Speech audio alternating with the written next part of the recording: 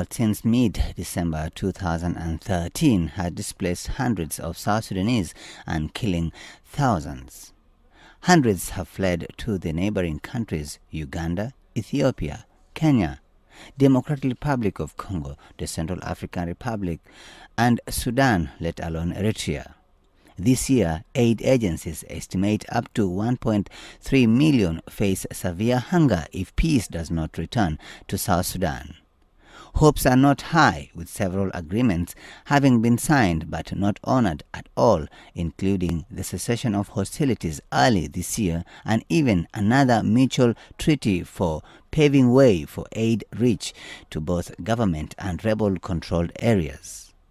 War broke out in Juba mid-December last year among the presidential guards in a barracks in the capital, claiming a lot of lives, both civilians and soldiers, and within just hours, it spread to other parts of the country, taking an ethnic dimension between the Dinka and the Nuer, loyal to current President Salva Kiir and his former vice, Riek Machar, respectively. It is 10th May 2014, and here comes the Norwegian People's Aid again heading to thousands of internally displaced persons, IDPs, in Terekeka County, northwest of capital Juba of Central Equatorial State, to distribute yet another food and non-food aid. One of the challenges, though, is transporting this aid. As you can see, the conditions of the roads are so awful, or even at times no roads at all. A courtesy visit to the office of the Terekeka County Commissioner Jacob Gore Samuel, the highest representative of the government here, is ideal.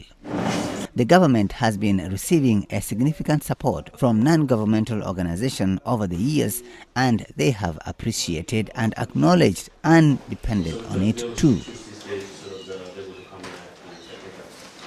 With the recent deteriorating financial status of the government, it has been an uphill for civil servants to receive salaries in time, with oil pumps not functioning normally since the crisis hit the new nation.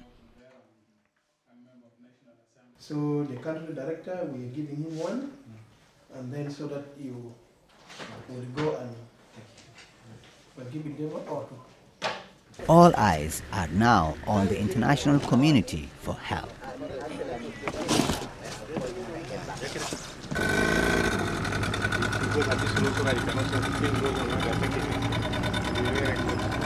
A good number of the inhabitants do farming along the river banks, using their family for labor, mostly growing corn and groundnuts. The South Sudan Relief and Rehabilitation Commission, SSRRC, says there are at least 57,000 IDPs within Terekeka County. This aid belongs to over 680 households and includes hoes, vegetable seeds, groundnut seeds, oil, lentil, and sorghum. Each family head will come forward to receive their ration upon hearing their name being called by either the chief or headman. Most of the IDPs here are from within Terekeka County. Here is Mr. Santino Lomure, the chief in this area of Wanyang, where the aid is about to be distributed. Whenever the message taken from here to you, it seems like a message. Today you have come here. You have seen you observed our situation now. Like me,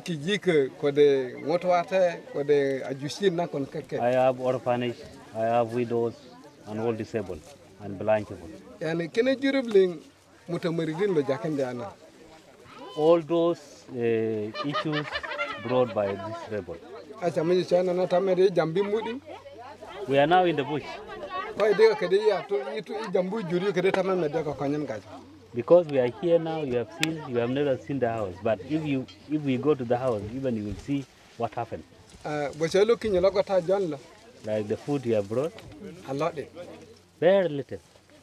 For him, he have around 686 households. This food is only 200 inside the house. Because why it became very little? Because you have not seen us. Now you have come and you witness the food, and then you have witnessed us also.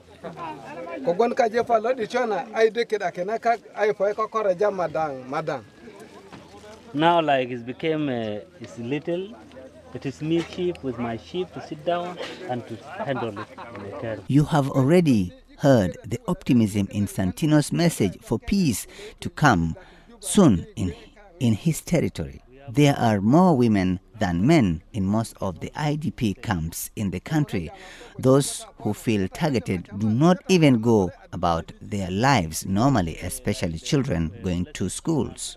Let's discover what Regina Reja, an inhabitant of this island, married with 5 children.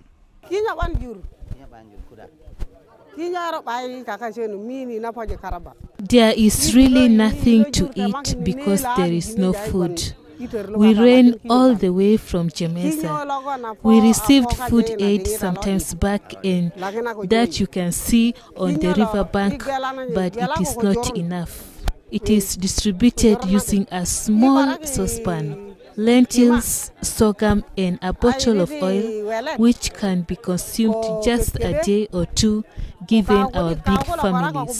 This has compelled us to till the land, but it was already late. We elected a government, but they decided to send their families abroad, leaving us to suffer without any service. If the government is really there, let them do something. Let them stop killing our children by sending them to front lines. This is so disheartening. Since the crisis broke out, we lost a lot of our children, and we are still losing them. God is seeing them. We want to stay with our families happily, just like they are doing so abroad. Our children have continued to disappear in front lines. It remains a challenge for the legitimate government to deliver services given the recently signed peace agreement between President Salva Kiir and rebel leader Riek Machar after face-to-face talks in Addis Ababa, Ethiopia, just a day before the NPA's visit to the IDP's camp in Terekeka. Zakaria Loku is a native and has a big polygamous family, but has not escaped the uninvited guests. He went on to share most of what he has heard in store with the IDPs that came across his families, which all live in one homestead. If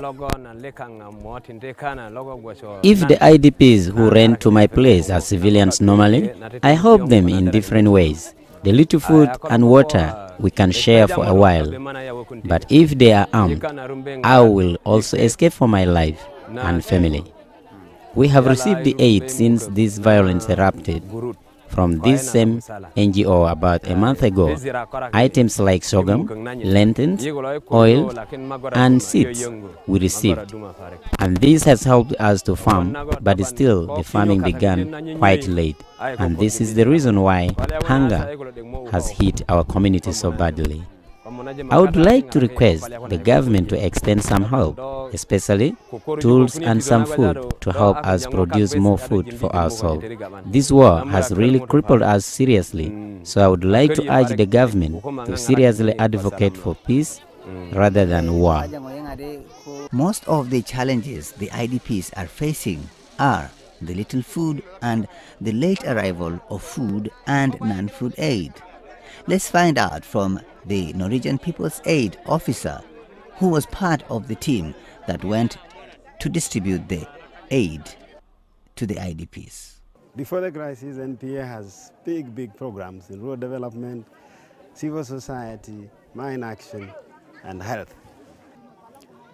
Talking to IDPs, and as you heard, all of you from the county authorities, it looks like they're not going to go back soon because of the situation. And if that happens, and the season is here, We've now gone further to support them with inputs, basic inputs that they need to be able to do small production here, where they're displaced now. So currently we are distributing two things. One is seeds in form of vegetable seeds, maize seeds, groundnut seeds. Then we're giving them tools, that is a hoe, to help them do that. So many pledges have been made by South Sudan's friends, but really, how much of that is going to be used for real purpose of it? The IDPs are hopeful when they see or witness such visits, believing that the next trip of aid will fully satisfy their need, ranging from food, tools, utensils, medicines, nets. The list is endless. We hope the Oslo conference will yield much more than expected. Like it is said, you drink from the Nile and never fail to return.